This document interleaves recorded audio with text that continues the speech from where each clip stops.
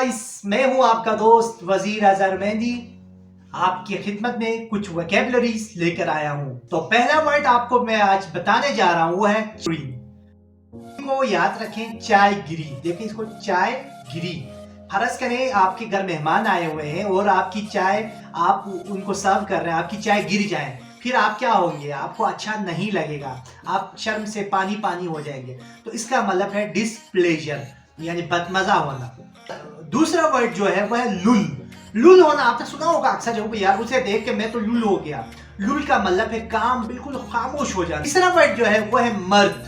मर्द को याद रखें बर्थ के साथ। आपके घर में कोई पैदा होता है तो आपको क्या होती है? ज्यादा खुशी फील होती है। और आखिरी वर्ड जो है वो है स्नीकर।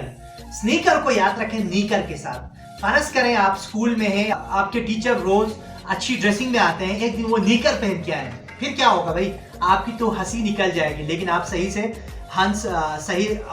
से मुंह खोल भी नहीं सकते क्योंकि आपके टीचर आपको मारेगा। तो स्नीकर का मतलब है सप्रेस्ड लाफ, दबी हंसी, ऐसी हंसी जिसको आप दबाना चाह रहे हैं लेकिन आपसे नहीं हो रहा है। तो गाइस, उम्मीद है आपको ये वर्ड्स पसंद आए होंगे। मेरे चैनल को सब्सक्राइब करें और आगे शेयर करें।